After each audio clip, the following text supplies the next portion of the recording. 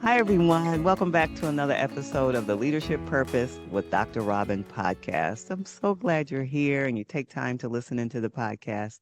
And it would be great to help us keep going if you would rate, review, subscribe to the podcast, depending on where you're listening or watching.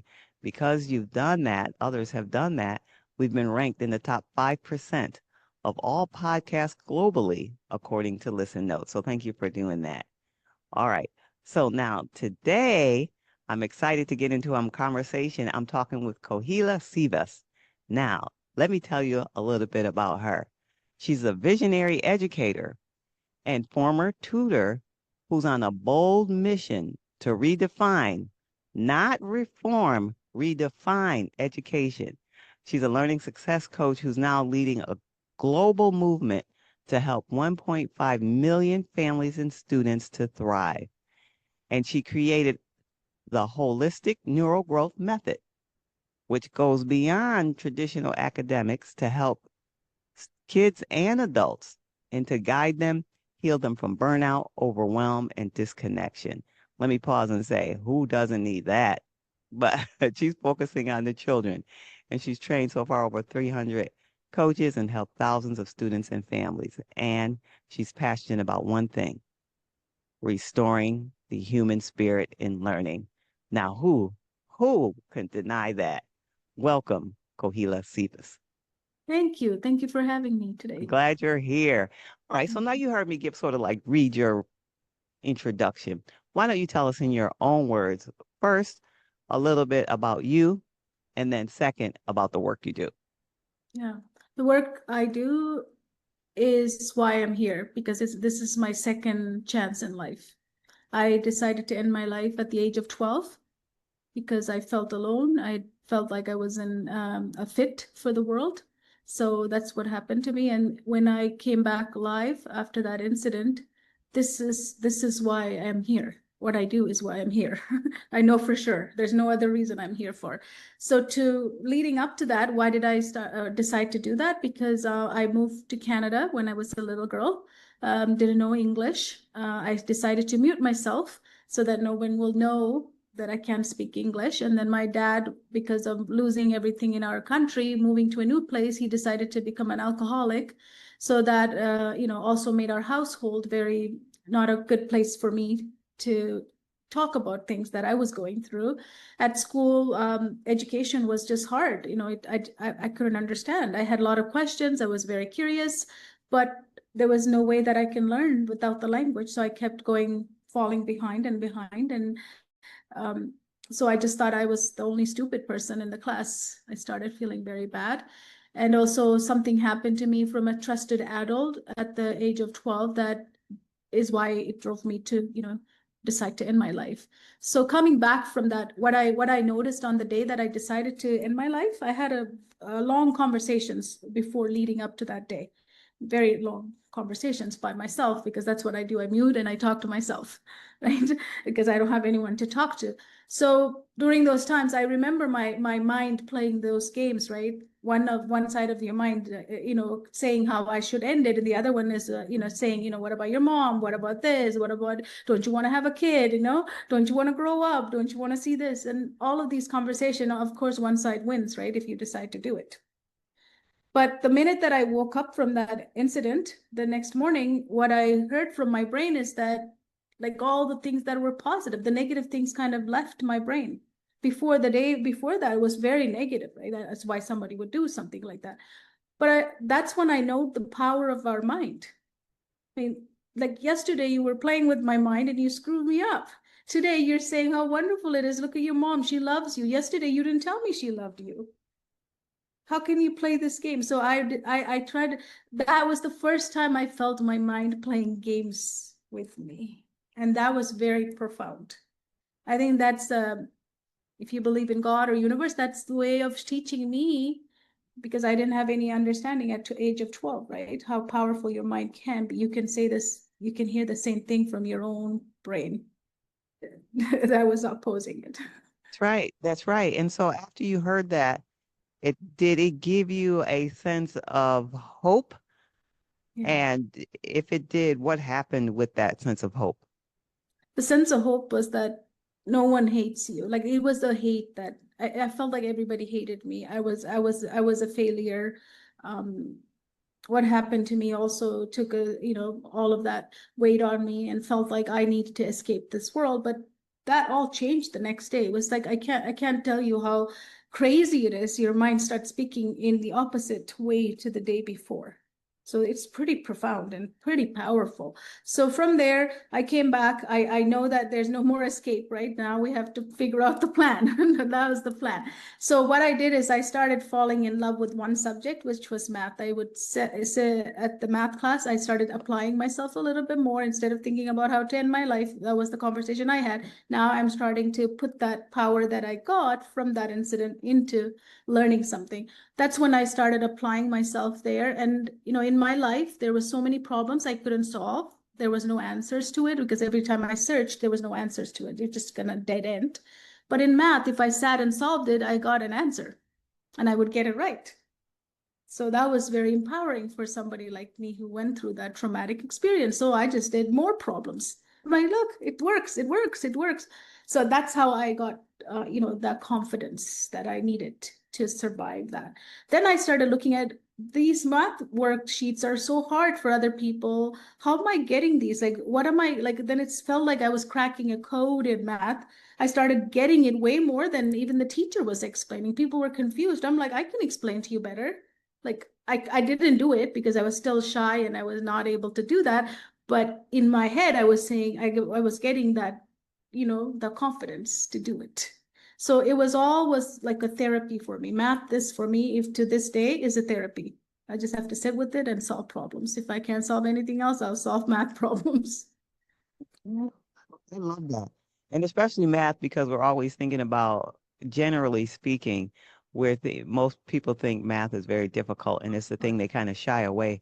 And for you, it turned out to be a saving grace, Yes. and something that you're gifted at, and you worked hard to develop those skills on top of the gifts. So how'd you get from loving math and doing well in math to doing what you're doing today? Yeah. So I decided that the teachers that and the school system wasn't doing a good job. In my head, I started saying, like, this can be taught better. This can be delivered so much better. Why are we doing it this way? This seems like it's not like people hate math. Why? It seems so nice and therapeutic to me. Why can't they experience the same thing? So I decided that I would become a teacher. So I went into the school system as first as a teacher assistant. That gave me opportunity to work with a lot of different learners, type of learners, the different abilities and disabilities. So there I started applying math and I learned a lot from those students. They became my teacher. They were teaching me how to teach them and, do the work with them. Through that, I picked up that everybody learns differently. Everybody has a gift. It doesn't matter if you have autism or ADHD or whatever it is. At the end of the day, I still had to figure out what were their soul print and how do you learn. Like that curiosity is what drives a great teacher, a great coach, or a great tutor, right? So I started, investigating that. I became a researcher in my whatever I did. I was researching. Like, how did he learn?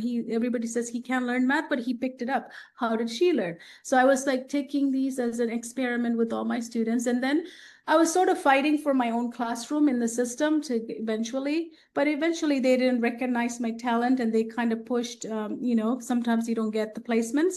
It's always good. It's a blessing. At that time, you feel pissed off, but it's always a blessing you don't have a classroom. Then I started my own tutoring business. I said, you know what? The school system is I was substituting, doing different work, but I couldn't reach all the students, right? You don't necessarily reach every student because you're teaching to the mass. You need to control the classroom first, and safety is first. Then comes the education, and sometimes it's not even possible. So I started my own tutoring business, thinking I can deliver way better in my own way, right? But in tutoring, I over the years of doing that, people come to you as you have a magic pill that you're going to give their children and quickly solve something, and they're just paying for that magic pill. But they're not paying me to really get their child how to learn or get intrinsically motivated or hungry to learn or wanting to learn. It wasn't there. It's just like, show me how to do it so I can go pass my test. So I became this basically like a test pusher go push, push, push, go do well on the test, and then what? So it doesn't fill your soul when you do that work. I wanted to work with people who were hungry to learn, tell me more, curious to learn. So that's when I shifted. And I also felt like I was forcing many of my students to learn math, was what I was teaching at that point. Um, they needed more than that.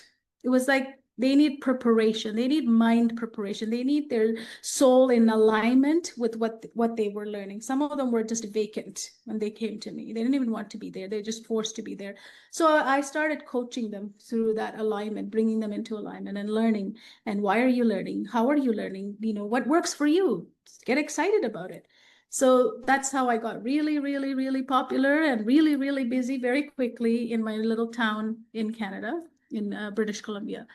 So then I had a little son. I had hundreds of students in and out, sometimes very busy, but I still held on to my day job as a substitute teacher. And then evening I would do this, weekends I would do this. But my little son I was going through divorce, so he was kind of struggling. He didn't have his mom. Right. So one day he was at my office. He looked at me and said, Mom, do you think we will ever eat dinner at home? Like, because he never had dinner. He was always in the car or running between stuff, right? So I said, yeah, I think so. We can do that. Yep. So that's when I started researching, how can I take my son home? How can I give him dinner at home? So again, it's a God, you have to lead you, right? So that led to me investigating and finding an online platform where I could move all my students online, so we can stay at our house in the evening, so he doesn't have to, run around between places, and he can go to bed early while I work. So that's how I shifted. That's almost 15 years ago I shifted it. That online stuff was very new to people at that time, but I moved online. I started coaching, continued my business. Some people left, and I wasn't afraid if they left because they wanted in person. I said, that's fine, but this is what I'm going to do. Whoever loved me stayed with me. Whoever kind of was on the fence, they left, and which is fine as well. And then my business kept growing, but then during COVID, it became very big hit because I was already online versus everybody was like struggling to get online, right? So I had people reaching out from Malaysia, Singapore, all over the world, asking, can you tutor my child? Can you coach my child? So I became really busy again, like really busy. Now I can't do it one person. So therefore I decided that I would hire some more coaches. But the thing is, I worked for other companies. When I was a tutor, I worked for a company. I worked as an employee in other places. I really didn't want what I was doing to come from an employee, because it really changes the dynamic, right? When you're an employee, you're just working. Versus when you own something and when you deliver something, it's from your heart. It's soul driven. So I'm like, I can't have employees. So I was kind of torn between what to do.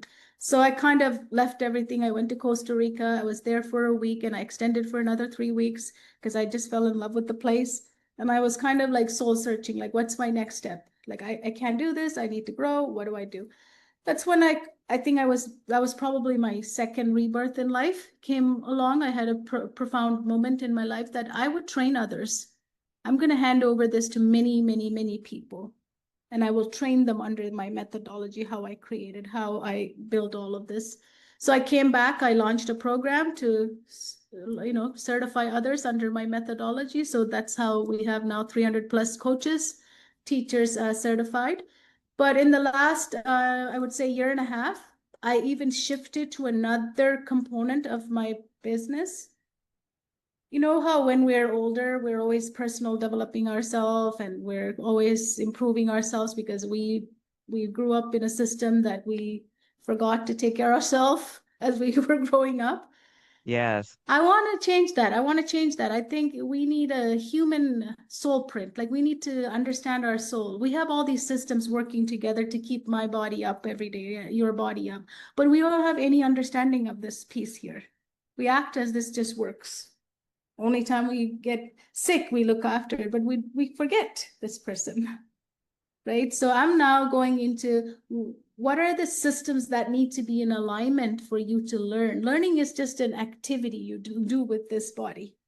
but it needs to be in alignment. It needs to be in tune, and it needs to be the soul print that you came to be in this world. So I've changed it to a human development. All of this just shifted.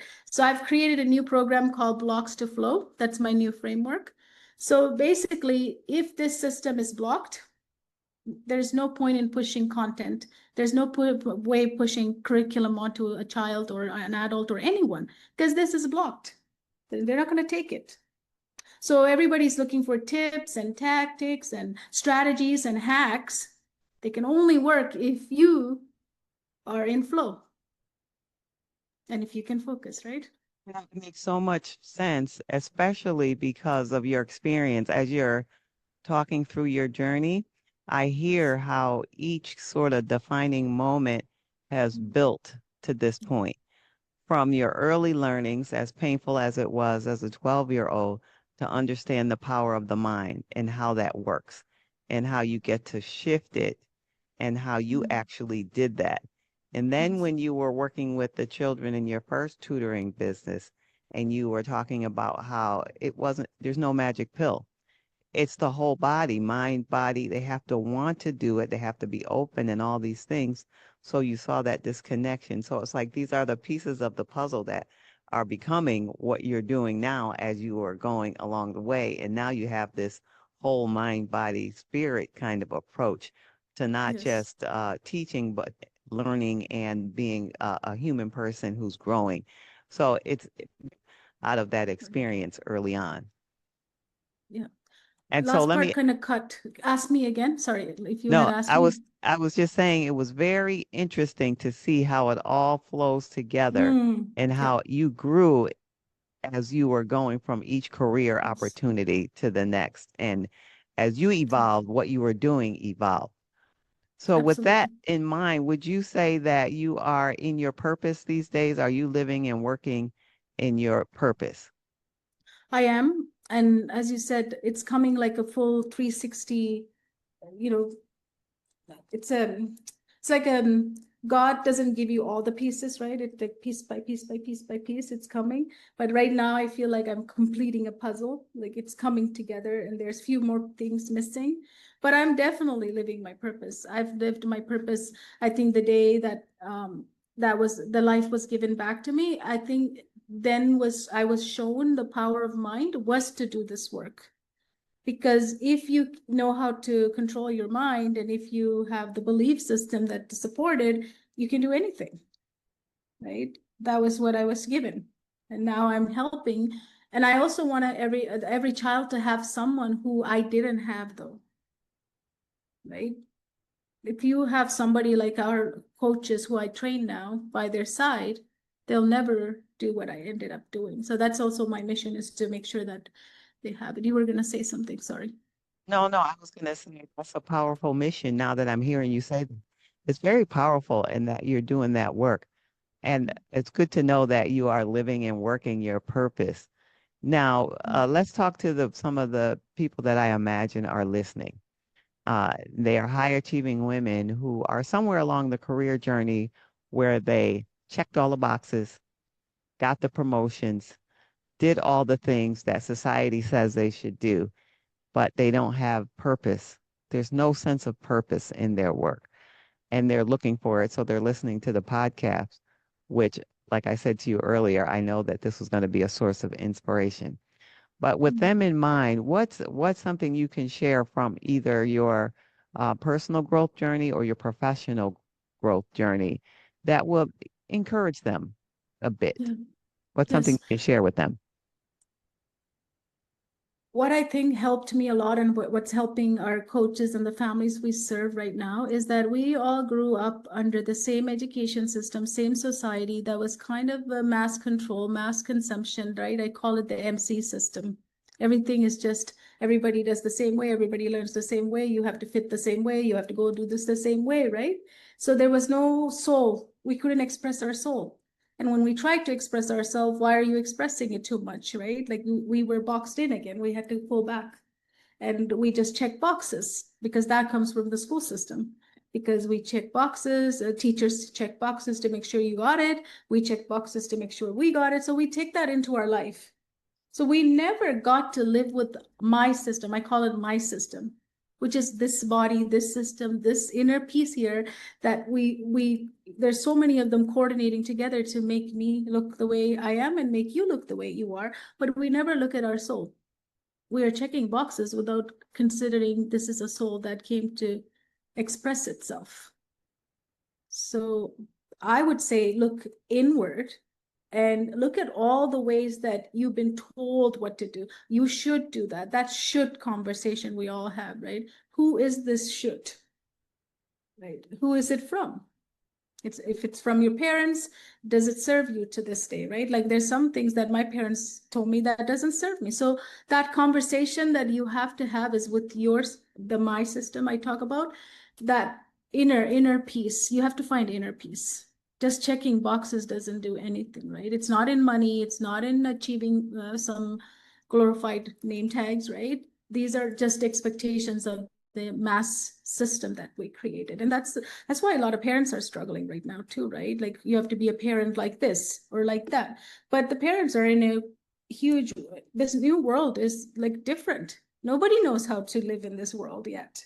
It's changing, right? And with AI, it's changing so much. Like parents have hard time, like what? And then people say, you shouldn't do this, you shouldn't do that, you should do this, you should try this.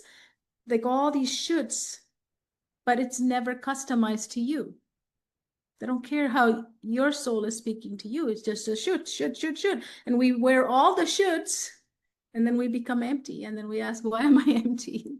I did everything right. I'm still feeling empty. That's because your soul, you haven't considered this soul. So until that happened to me, I was empty too. I did it for others. I did it for shoulds, right? All the shoulds. Now I just do it for myself. Does it work for me? Does it serve my soul? Then do I serve others from that place? So the emptiness is no longer there, right? So if you're successful, that's what I would look at. We are a product of an education system, a society that made us believe that you have to do this, you should do this, you need to produce this way, you need to perform, right? Performance is everything. If you're not performing, you must be really bad at your life. We're always measured by performance. I think we need to replace that with, we just need to be present. Yeah. Love that. Of course, presence over performance. Yeah. Yeah, I Yeah. love that. Yeah. I love Yeah. that. And you beautifully combined your life experience, personal life experience, and your professional skills and development along the way to come to where you are now and to express this beautiful truth. Now, is there anything that I didn't ask you before we tell people how they can follow you?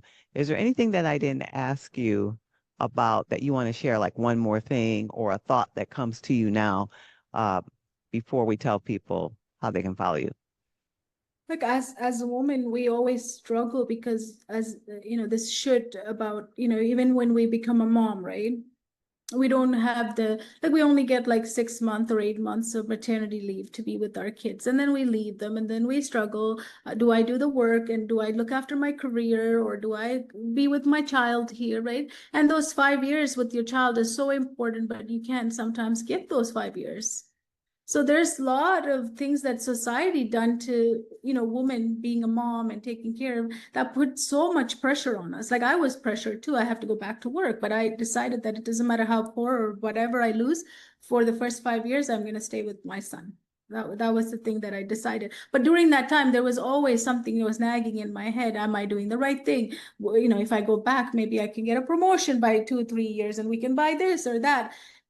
I think that kind of conversation needs to stop for women, and we need to give them more time to be with their kids and more time to be the mom they want to be, right? It's not there yet, but I'm hoping that that comes in soon in our world, that where we can offer that. And then I think with AI that's coming in, a lot of people are afraid. That's another thing. When people said there's something called internet came, those days when it came out, I said, I don't need internet. I don't need anything. I don't need computer. I just need my paper and pen. I was one of those people, right? But with the AI, I'm following it ahead of one step ahead with everyone else, because I think for what I'm doing with the coaching and what is happening with AI, we can bring so much more perspective. And instead of like compartmentalizing every problem, we look at everything in fragments and segments and compartmentalize it, and then we're just attacking one little pieces of it, right? But then the whole part never gets solved. So that holistic intervention, holistic living, holistic being can actually be amplified by AI, in my opinion. So I'm actually looking forward to how we're going to use it as a tool, but still be the human be the center of it, right? Not lose the Yes. human side of it. So our program does have AI component, but it's still driven by the human connection, because I think without that, there's no program. That's right. That's right. Yeah. And it seems to me another through line from your whole career and what you shared is that idea of holistic, being Yeah. holistic and expressing yourself holistically. Yeah, Yeah, there's no way. And that's by design too, right? We're supposed to look at like either you're a mom or a dad, a mom or a wife or this or that, but I'm a person first. I have to be a person first, a whole that's person first. that's Those are right. just titles I can take on, but I have to be the person. Otherwise, I will become very empty very quickly, taking on any role that I Yes, impose, right? So, absolutely. Absolutely. Well, I'm imagining there's someone listening now saying, yes, that speaks to me.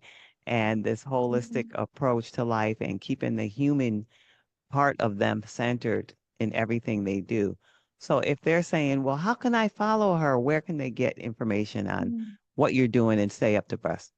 Yeah, we're hosting a summit, which I'm very excited. We have 35 plus speakers on our summit, which is about really returning to the roots. I find the generation we have and us as a generation also has been unrooted. We don't have the grounding is missing. It always feels like something is off. Even though we're living, it something feels off, right? So I want to bring home to ourselves. So I want to root back our children, everybody to have a root again. So we're having a summit August 17th to 15th, which there will be a replay. It's free on our YouTube channel, which is Holistic Success Codes. If they search that, they'll find it. There's lots of beautiful things that's going to come out of that summit. After that, if they want to reach out, it's just Holistic Success Codes with the W, holistic for the whole person, holistic. Successcodes.com is where all my work is, and I'm on all social media everywhere, so you can follow me. We have a live event coming up for parents in Phoenix, October. So there's some events happening that we want to make this more personal, like in person. We've been doing online coaching, but now we want to make it in person, because we do see that parents need major help at this point in bringing the next generation. They're really struggling with the new I guess, what do you say, like there's information, but also there's just new things that are coming at them. They don't know how to deal with it. Yes, because life is changing as we know it. Everything, every aspect of Yes. our life is changing in many Yeah. ways. So Yeah. I'm so glad to hear that you're doing this important work for Thank you. families and for coaches, and changing the way we think about ourselves and the work we do. So I really appreciate you for being here. Thank you for taking time out and sharing Thank your you. wisdom and your experience and your heart. Thank you. And if anybody have any questions or anything, they can reach out to us, because we have expanded now to coach anyone. Our coaching program offers to adults or kids. It's no longer just for kids. Sounds Yeah. good. Sounds Yeah. good. Thank you again for being Thank here. you. Thank you. Thank you for listening. Okay, everyone, I'd love to hear your response to the episode. You can reach out to me on social media. I'm on all the channels, but I spend most of my time on LinkedIn. But across all channels, I'm at Robin L. Owens, PhD. Robin L. Owens, PhD. And I'd love to hear from you and see what your big takeaway is from this episode. And until next time, this is Dr. Robin.